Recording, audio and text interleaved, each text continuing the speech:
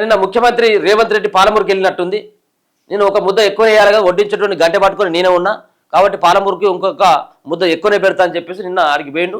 ఇంకొక ఛాలెంజ్ కూడా చెప్పిండు, నేను ఒక డిపాజిట్ కూడా రానియను, ఒకవేళ కనుక నీ పార్టీకి కనుక అంటే బీఆర్ఎస్ పార్టీకి కనుక పాలమూరులో ఏ ఒక్క అభ్యర్థి ఏమైనా గెలిచినా డిపాజిట్ వచ్చినా నేను నా పేరు మార్చుకుంటా అని చెప్పేసి అంటా ఉన్నాడు. మరి ఆల్రెడీ ఇప్పటికే జనాలంతా కూడా పేరు కూడా మార్చిండు. ఈయన మార్చుకోవాల్సిన అవసరం నాకు లేదు కావచ్చేమో, చాలా వేరే పేరుతో పిలుతా ఉన్నారు, అది వేరే విషయం.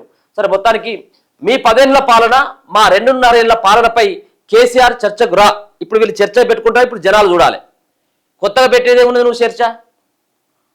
నువ్వేమో ఈ రాష్ట్రాన్ని పెద్ద పొడుగు ఏం చేయలేదు, పేదగా అభివృద్ధి ఏం చేయలేదు. నువ్వు కూడా తీసుకొచ్చినావు 3 లక్షల కోట్ల అప్పు తీసుకొచ్చినావు 2.5 సంవత్సరాల్లోనే. ఏం చేసినావు? ఇక్కడ ఉన్నటువంటి ఏమని చెప్తే ఇప్పుడు కొత్త రేషన్ కార్డులు ఇచ్చిన, 15 లక్షల రేషన్ కార్డులు ఇచ్చిన అని చెప్తాను. ఏదో నిన్న సన్నబియ్యం ఇచ్చిన, సన్నబియ్యం ఇచ్చినాం కాదు, సన్నబియ్యం ఇచ్చిన వీళ్ళ తాత తండ్రులు సంపాదించినటువంటి ఆ భూమిలోకి వెళ్ళినటువంటి పంటతో ఇచ్చినట్టున్నది. ఈయనే కానీ కేసీఆరే కానీ ఇచ్చినది ఎవరి సంపద ఎవరికి పెడతా ఉన్నావు? దేనికోసం పెడతా ఉన్నావు? మరి 15 లక్షల రేషన్ కార్డు ఇచ్చినావు, సన్నబియ్యం ఇచ్చినావు, బోనస్ ఇచ్చినా అని చెప్తా ఉన్నావు, గ్యాస్ సిలిండర్ ఇచ్చినా అని చెప్తా ఉన్నావు, కరెంట్ ఇచ్చినా అని చెప్తా ఉన్నావు.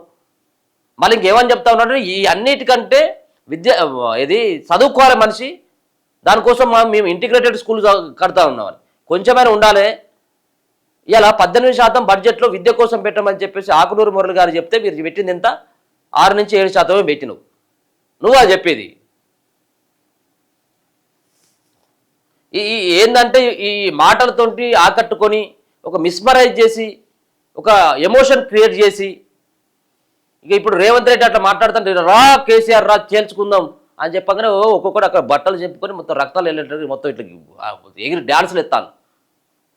మనము అక్కడి వరకే పరిమితం అయిపోతా ఉన్నాం.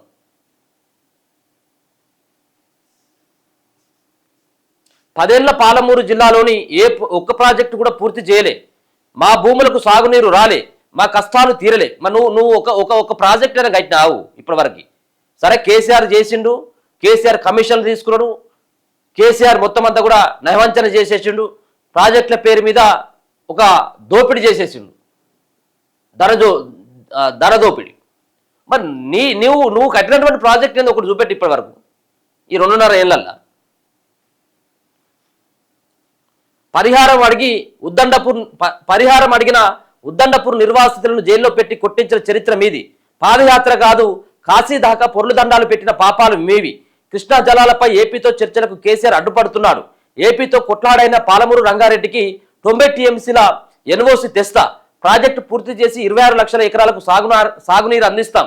ఇందుకోసం గ్రీన్ ఛానల్ ద్వారా నిధులు మంజూరు చేసే బాధ్యత నాది. ఈ మట్టి బిడ్డగా జిల్లా ప్రాజెక్టుల కోసం 30 నెలల్లో 8,000 కోట్లు ఖర్చు చేసిన గోదావరిపై చర్చిద్దామంటే మహారాష్ట్ర సీఎం దాగుడు మూతలు ఆడుతున్నాడు. బీజేపీ నాయకులు ఎన్నాళ్ళు తప్పించుకుని తిరుగుతారో చూస్తా, అడుగుతాం కడుగుతాం, తుమ్మిడి ఎట్టి కట్టి తీరుతామని వెల్లడి. జడ్చర్ల బహిరంగ సభలో సీఎం ప్రసంగం. కట్టొద్దని ఎవరైనా అడ్డుపడతా ఉన్నారా? మోకాలు అడ్డు పెడతా ఉన్నారా? మోషత్రికి ఇట్లా అడ్డం పెడతా ఉన్నారా? నువ్వే కదా ఉన్నది గవర్నమెంట్లో, నువ్వే కదా ముఖ్యమంత్రి ఉన్నది. అడ్డుపడితే అక్కడ అడ్డుపడ్డారు. ఇక్కడ లగచర్ల దగ్గర రైతులు నువ్వేదో ప్రాజెక్టు కోసమో లేకపోతే ఇంకేదో కంపెనీల కోసం భూములు తీసుకుంటా అంటే రైతులు అడ్డుపల్లే. ఇక్కడ చెప్తా ఉన్నాడు కదా, జైల్లో పెట్టావు అక్కడ ఉద్దండపూర్ నిర్వాసితులని.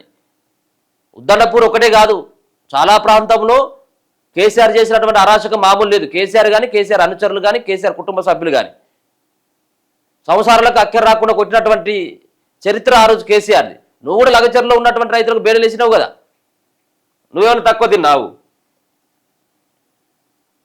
మీ 10 ఏళ్ల పాలన మా 2.5 ఏళ్ల పాలనపై చర్చిద్దాం రా అంటూ బీఆర్ఎస్ చీఫ్ మాజీ సీఎం కేసీఆర్ కు సీఎం రేవంత్ రెడ్డి సవాల్ విసిరారు. నీకు చేతనైతే, నీకు పౌరుషం ఉంటే నువ్వు కేసీఆర్ అయితే అసెంబ్లీకి రా, నీ పాలనపై నా పాలనపై చర్చ పెడదాం. ఒకవేళ చర్చలో నేను ఓడిపోతే నీకు క్షమాపణ చెప్తా, లేకుంటే నువ్వు ఫామ్ హౌస్లోనే ఉండిపో అని అన్నారు. ఉమ్మడి మహబూబ్నగర్ జిల్లాలో ఇరిగేషన్ ప్రాజెక్టులను సీఎం రేవంత్ రెడ్డి 2 రోజులుగా సందర్శిస్తున్నారు. పర్యటన ముగింపు సందర్భంగా శుక్రవారం జడ్చర్ల పట్టణ శివారులో స్థానిక ఎమ్మెల్యే జనంపల్లి అరుణ్ రెడ్డి ఏర్పాటు చేసిన భారీ బహిరంగ సభలో ముఖ్య అతిథిగా హాజరై మాట్లాడారు. కృష్ణా జలాలపై ఏపీతో చర్చలకు కేసీఆర్ అడ్డుపడుతున్నాడని, తలకిందికి కాళ్ళు మీదికి చేసిన ఏపీతో కొట్లాడైన పాలమూరు రంగారెడ్డి ప్రాజెక్టుకు 90 టీఎంసీలకు ఎన్ఓసి తెస్తారని, డిసెంబర్లోగా తీపి కబురు చెప్తారని వెల్లడించడం జరిగింది. ఇప్పుడు ఆయన పోయి ఫామ్ హౌస్నే పనుకునే ఎవరు? కేసీఆర్. ఈ అడ్డుపడతా ఉన్నాడు, ఇప్పుడు ఆయన ముఖ్యమంత్రి నువ్వా ఇంకా ఇప్పుడు ఆయనే లూప్ లైన్లో లేనటువంటి వ్యక్తిని తీసుకొని వచ్చి పదే పదే రా రా రా ఎందుకు రావాలి దేనికోసం అలా బండబెట్టిన కదా జనాలంతా కూడా ఫామ్ హౌస్లా నువ్వు అవసరం లేదు నువ్వు కనపడకి ఇక్కడ వద్దని చెప్పేసి అన్నాడు మళ్ళీ ఆయన పేరు ఎందుకు ఆయన ఉచ్చారణ ఎందుకు నువ్వేం చేస్తావు అది చెప్పు చెయ్యి బొచ్చడని హామీలు ఉన్నాయి నువ్వు ఇచ్చినటువంటి హామీలు ప్రతి కులానికి ఒక హామీ ఇచ్చినావు ప్రతి కులానికి ఓ హామీ ఇచ్చినావు ఆ హామీ నెరవేర్చు మహిళలకు ఇచ్చినావు వికలాంగులకు ఇచ్చినావు వృద్ధులకు ఇచ్చినావు ఇక్కడ ఉన్నటువంటి మహిళలకు ఇచ్చినావు ఆ హామీలైతే ఫస్ట్ వాటిపైన దృష్టి సారించు ఫస్ట్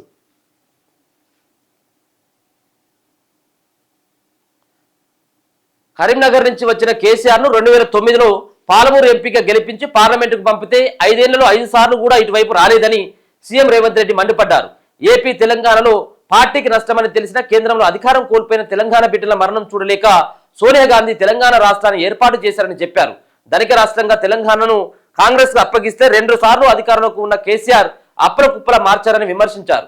మేకవన్య పులి లాంటి కేసీఆర్ ను తెలంగాణ ప్రజలు గుర్తించలేకపోయారని 10 ఏళ్లలో 8 లక్షల కోట్లు చేతికిస్తే పాలమూరు జిల్లాలో కనీసం ఒక ప్రాజెక్టు కూడా పూర్తి చేయలేదని మండిపడ్డారు. దీంతో ఈ ప్రాంతానికి సాగునీరు తాగునీరు రాకుండా పోయాయని ఇక్కడి ప్రజల కష్టాలు తీర్చలేదని వాపోయారు.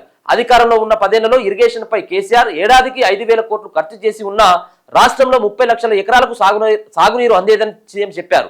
ఇక గోదావరిపై 3 ఏళ్లలో 1 లక్ష కోట్లు ఖర్చు చేసి కాళేశ్వరం కడితే అది కూలిపోయిందన్నారు. 2014లో ఉమ్మడి పాలమూరు జిల్లాలో ఇరిగేషన్ ప్రాజెక్టుల కింద 10 లక్షల ఎకరాలు సాగులో ఉండగా ఇప్పటికే అది 10 లక్షల ఎకరాలు సాగు అవుతుందని, ఒకవేళ కేసీఆర్ ఇరిగేషన్ ప్రాజెక్టులు పూర్తి చేస్తుంటే 26 లక్షల ఎకరాలకు సాగునీరు అందేది అని ఆయన చెప్పడం జరిగింది. సో కట్టినవన్నీ కూడా కాంగ్రెస్ పార్టీ ప్రభుత్వం కట్టినటువంటి ప్రాజెక్టులు ఉన్నాయట.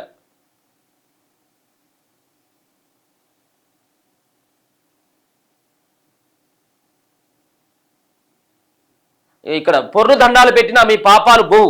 బీఆర్ఎస్ నేతలు పాలమూరు పర్యటన చేసినా పొర్లు దండాలు పెట్టినా వాళ్ళు చేసిన పాపాలు పోవని సీఎం రేవంత్ విమర్శించారు. ఇవాళ కొంతమంది దొంగలకు సద్దులు మోసేటోళ్ళు తిన్నింటి వాసాలు లెక్కించేటోళ్ళు మాట్లాడుతున్నారు. పాలమూరు కోసం పాదయాత్రలు చేస్తామంటున్నారు. మీరు నడిచినా పొర్లినా కాశీ వరకు పొర్లు దండాలు పెట్టినా మీరు చేసిన పాపాలు పోవు. మీరు చేసిన అన్యాయాన్ని ఈ జిల్లా ప్రజలు మర్చిపోరు అని మండిపడ్డారు. కేసీఆర్ అధికారంలో ఉన్న 10 ఏళ్లలో 8 లక్షల కోట్లు ఖర్చు చేశారని, అందులో సాగునీటి ప్రాజెక్టులకు 1,81,000 కోట్లు పెట్టాడని సీఎం చెప్పాడు.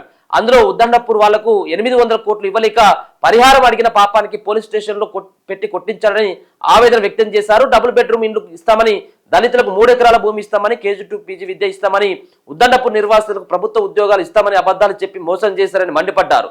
ఇప్పుడు తాము ఆ పని చేస్తుంటే కాలంలో కట్టెపెట్టి అడ్డం పడుతూ పాలమూరు అభివృద్ధిని అడ్డుకుంటున్నారని మండిపడ్డారు. పాలమూరు బిడ్డలకు తవ్విన గోతిలో మట్టి తీసుడే కాదు పండబెట్టి మట్టి కప్పేయడం కూడా తెలుసన్నారు.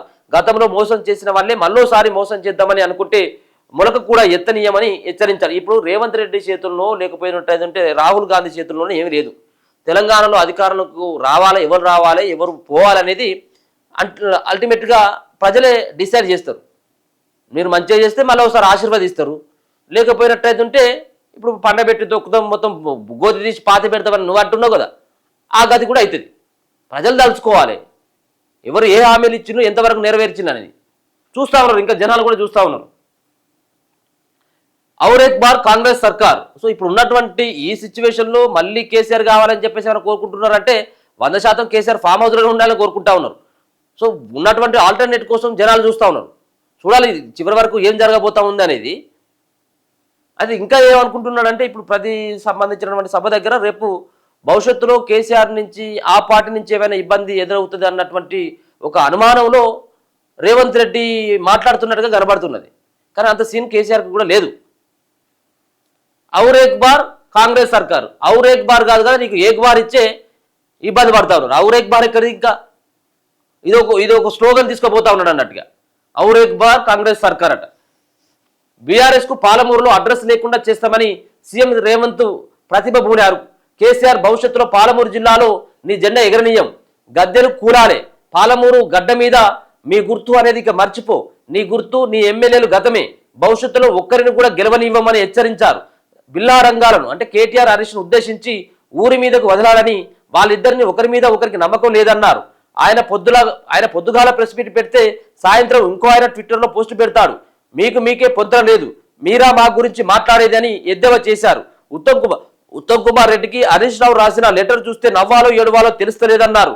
వాళ్ళ నిర్వహణ సరిగా లేక కాళేశ్వరం కూలి 1,00,000 కోట్లు గోదావరిలో కలిసిపోయాయని వారిప్పుడు తమకు శుద్ధులు చెప్తున్నారని అన్నారు. పాలమూరు ప్రజలు ఇలాంటి దొంగల పట్ల అప్రమత్తంగా ఉండాలని 1994 నుంచి 2004 వరకు 10 ఏళ్లు టీడీపీ అధికారంలో ఉంది. 2004 నుంచి 2014 వరకు కాంగ్రెస్ అధికారంలో ఉన్నది. 2014 నుంచి 2024 వరకు బీఆర్ఎస్ ప్రభుత్వం ఉంది. 2024 నుంచి 2034 వరకు కాంగ్రెస్ 10 ఏళ్లు అధికారంలో ఉంటది. నేనే సీఎంగా ఉంటా. ఇదే కేసీఆర్కు నా సవాల్. నేనే సీఎంగా ఉంటా, నువ్వు సీఎంగా ఉంటావు. ఇదే ఏ లెక్కలు ఉండాలి నువ్వు సీఎంగా? ఇప్పుడు దీన్ని కూడా ఏమంటా ఉన్నాడంటే నిన్న ఒక వర్డ్ వాడడం జరిగింది దీంట్లో, మరి వెలుగు పేపర్ కానీ మరి ఇది రాయనట్టున్నది నాకు తెలిసి. ఏమంటా ఉన్నాడంటే కేసీఆర్ బర్రెలు ఇచ్చిండు, యాదవులకు గొర్రెలు ఇచ్చిండు, గొర్రెలు కాసుకోమని, ముదిరాజులకు చేపలు ఇచ్చిండు, చేపలు పట్టుకొని బతుకుర్రని, ఇట్లా మొత్తం అంతా కూడా కానీ కుటుంబం మాత్రమే పాలిస్తామని చెప్పేసి రాజకీయాల్లో ఉన్నదని. మరి నువ్వెట్లా సీఎంగా ఉంటావు? దేనికి ఉండాలి నువ్వు సీఎంగా? 10 ఏళ్ళు నేనే సీఎంగా ఉంటానని చెప్పేసి ఉన్నారు చాలా మంది ఉన్నారు కాంగ్రెస్ పార్టీలో. 10 ఏళ్ళు నేనే సీఎంగా ఉంటా, ఇది కేసీఆర్కు నా సవాల్ అని అన్నారు. 2029 ఎన్నికల్లో కేసీఆర్ సంగతి తేలుస్తామన్నారు. రెండోసారి కాంగ్రెస్ అధికారంలోకి తీసుకొచ్చి వెనుకబడిన పాలమూరు జిల్లాను దేశంలో ఆదర్శ జిల్లాగా తీర్చిదిద్దామని రేవంత్ హామీ ఇచ్చారు. ఔరేక్ బార్ కాంగ్రెస్ సర్కార్ అంటూ సీఎం నినదించారు. ఇక్కడ నేను ఏమంటా ఉన్నానంటే రేవంత్ రెడ్డి గారు, నిన్ను నీ పార్టీని చూసో మీ ముఖం చూసో జనాలు ఓటేయలేదు. 10 సంవత్సరాల పాటు కేసీఆర్ చేతిలో ఎలా మోసపోయామో ప్రజలు అర్థం చేసుకొని మీ పార్టీకి ఓటేసిండ్రు. రెండోది, మీరు మీ ప్రభుత్వం ఏర్పడిన తర్వాత ప్రతి రూపాయిని కూడా కక్కిస్తా కేసీఆర్ దగ్గర నుంచి అన్నావు. 1,00,000 కోట్ల రూపాయలు వెనకేసిండ్రు కుటుంబ సభ్యులని చెప్పినావు. ఏ ఒక్క రూపాయినా ఇప్పటి వరకు కేసీఆర్ దగ్గర నుంచి, కేసీఆర్ కుటుంబ సభ్యుల దగ్గర నుంచి ఒక్క రూపాయినా రికవర్ చేసినటువంటి చరిత్ర ఉన్నదా? అంటే దొంగలంతా కూడా ఊర్లు పంచుకోవాలి, కేవలం బయటికి మాత్రమే మాటల గారడి తోటి ప్రజల్ని మిస్మరైజ్ చేయాలి, మభ్యపెట్టాలి. ఇలా రేవంత్ రెడ్డి దోచుకున్నటువంటి ఈ దోపకం పైన కూడా రేపు భవిష్యత్తులో ఇలా మళ్ళీ ఇంకో పార్టీ అధికారంలోకి వస్తే రేవంత్ రెడ్డి తిన్నటువంటి పైసలకెళ్ళి ఏమైనా రూపాయి కక్కిస్తారని అనుకుంటా ఉన్నామా?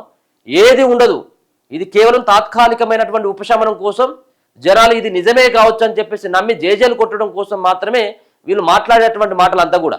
2.5 సంవత్సరాలు అవుతా ఉన్నది. 2.5 సంవత్సరాలు అవుతా ఉన్నది. ఫార్ములా ఈ కార్ రేసులో 100 కోట్ల రూపాయలకు సంబంధించి 50 కోట్ల రూపాయల కుంభకోణానికి పాల్పడ్డాడు అని చెప్పేసి కేటీఆర్ పైన, 1,00,000 కోట్ల రూపాయలు తిన్నాడు కాళేశ్వరంలో అని చెప్పేసి కేసీఆర్ పైన, ఫోన్ ట్యాపింగ్ చేసి మంది దగ్గర నుంచి బ్లాక్మెయిల్ చేసి పైసలన్నీ కూడా కేసీఆర్ కుటుంబ సభ్యులు వెనకేసుకున్నారు అన్నటువంటి దానిపైన, అలాగే సంతోష్ రావు పైన, కవిత పైన అనేక రకాలైనటువంటి విమర్శలు చేసి రేపు మా ప్రభుత్వ అధికారంలోకి వస్తే ఖచ్చితంగా వాళ్ళ దగ్గర ఉన్నటువంటి లాక్కొని మేము ప్రజల సంక్షేమాని కోసం ఖర్చు పెడతామని చెప్పినావు. ఖర్చు చేసినవా? కనీసం అక్కడి నుంచి తీసుకొచ్చినవా? ఒక్కళ్ళని అరెస్ట్ చేయించినవా? ఒక్కటన్నా ఇప్పటివరకు ప్రూఫ్ చేసినవా? ఏది లేదు. నిన్ను ఎట్లా నమ్మాలి? ఇంకా నువ్వు నిన్ను ఇంకా 10 ఏళ్ల పాటు జనాలు ఎట్లా ముఖ్యమంత్రి చేయాలని చెప్పు. మాట్లాడేది జానా ఉన్నది. ఔరేక్ బార్ కాంగ్రెస్ సర్కార్ అట. నేడు కోహెడ ఫ్రూట్ మార్కెట్కు నిర్మాణానికి శంకుస్థాపన. సీఎం రేవంత్ రెడ్డి సంకల్పం. కాంగ్రెస్ ప్రభుత్వ లక్ష్యంతో దేశంలోనే అతిపెద్ద అంతర్జాతీయ స్థాయి సమీకృత మార్కెట్ కోహెడలో రూపుదిద్దుకుంటున్నది రాష్ట్ర వ్యవసాయ మార్కెటింగ్ సహకార శాఖల మంత్రి తుమ్మల నాగేశ్వరరావు తెలిపారు. రంగారెడ్డి జిల్లా అబ్దుల్పూర్మేట్ మండలం కోహెడలో రాష్ట్ర ప్రభుత్వం నిర్మిస్తున్న అంతర్జాతీయ సమీకృత మార్కెట్ను శనివారం సాయంత్రం రేవంత్ రెడ్డి భూమి పూజ చేసి అక్కడే జరగనున్న బహిరంగ సభకు హాజరవుతాడు. ఈ నేపథ్యంలో శుక్రవారం మంత్రి తుమ్మల నాగేశ్వరరావు ఏర్పాట్లను పరిశీలించి అధికారులకు పలు సూచనలు చేసినట్టు అనంతరం ఆయన మాట్లాడుతూ 3,367.35 కోట్ల వ్యయంతో 239 ఎకరాల విస్తీర్ణంలో నిర్మించుకున్న కోహెడ మార్కెట్ దేశానికి ఆదర్శవంతంగా ఉండబోతా ఉన్నదట. ఇక్కడ ముఖ్యమంత్రి అలా ఆడికిపోయి అక్కడ కూడా మళ్ళా కోతలు కోతాడన్నట్టుగా.